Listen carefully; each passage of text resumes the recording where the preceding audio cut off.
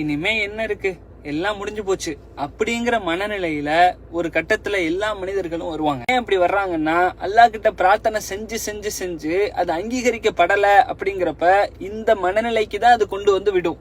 ஆனா நம்மை படைத்த அல்லாஹ் நம்மளை ஒருபோதும் கைவிட மாட்டான் அப்படிங்கறத நம்ம எப்போதுமே உறுதியா நம்பணும். நம்மை கடுமையா அல்லாஹ் சோதிக்கிறதுனால அல்லாஹ் நம்மளை வெறுக்கிறான் அப்படின்னு விளங்கிடக்கூடாது. அல்லாஹ் விரும்புவதற்கான அடையாளமே இந்த சோதனை தான். அதே நேரத்துல நம்ம அல்லாஹ் கிட்ட கேட்கக்கூடிய பிரார்த்தனைக்கு சில முறைகள் இருக்குது. அந்த முறைப்படி கேட்டா நமக்கு அங்கீகரிக்கப்படுவதற்கான வாய்ப்பு அதிகமா இருக்குது. தாவத்து தின்னூன், மீன் வயிற்றில் இருந்த நபி யூனுஸ் அலைஹிஸ்ஸலாம் அவர்களுடைய துஆவை பற்றி நபி ஸல்லல்லாஹு அலைஹி வஸல்லம் அவங்க பேசுறாங்க. சுமார் 1 லட்சம் மக்கள் தொகை கொண்ட ஒரு மிகப்பெரிய பிரம்மாண்டமான நகரத்திற்கு அனுப்பப்பட்டவர்கள் நபி யூனுஸ் அலைஹிஸ்ஸலாம். இந்த யூனுஸ் அலைஹிஸ்ஸலாம் அல்லாஹ் அவர்கள் மீது கொண்ட கோபத்தின் காரணமாக மீன் வயிற்றுல சிறைப்பிடிக்கப்படுறாங்க. அப்போதான் தான் செஞ்ச தவற உணர்ந்து அல்லாஹ்விடத்துல அழுது இறைஞ்சு பிரார்த்தனை செய்யறாங்க. அந்த பிரார்த்தனை என்னன்னா, லா இலாஹ இல்லா அன்த, இறைவா உன்னை தவிர வேறு எந்த இறைவனும் இல்லை, சுபஹானக நீ பரிசுத்தமானவன், உன்னை யாரும் எந்த குறையும் சொல்ல முடியாது, இன்னி குந்து மினல் ஸாலிமீன் நான் பெரிய தப்பு பண்ணிட்டேன் என்று தனது தவறை உணர்ந்து அல்லாஹ்விடத்தில் இறைஞ்சி பல நாட்கள் துஆ கேட்டார்கள். அதன் பிறகு அல்லாஹ் அவர்களை மன்னித்து மீண்டும் இறை தூதராக ஆக்கி கண்ணியப்படுத்தினான். இதை நபி ஸல்லல்லாஹு அலைஹி வஸல்லம் அவங்க கோட் பண்ணி காட்டி சொல்றாங்க,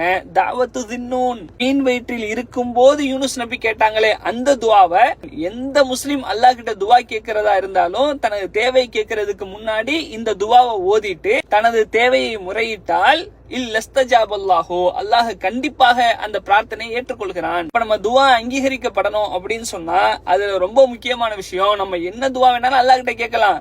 நம்மளுடைய தேவைகளை, நம்முடைய பிரச்சனைகளை, நம்முடைய கஷ்டங்களை எதை வேணாலும் தீர்க்க சொல்லி அல்லாஹ் கிட்ட கேட்கலாம். ஆனா அதை கேட்கறதுக்கு முன்னாடி இந்த பிரார்த்தனையை ஓதிட்டு நம்ம கேட்கணும். கண்டிப்பா அங்கீகரிப்பான் ரசூலுல்லாஹ் சொல்றாங்க. அதுல ஒரு வாய்ப்பு தான் இந்த யூனுஸ் நபியினுடைய துஆவை பயன்படுத்தி நம்ம தேவைகளை கேட்பது. இந்த பிரார்த்தனையை நான் கமெண்ட்ல பதிவு செய்யறேன். அனைவரும் மனன செஞ்சு கொள்ளுங்க.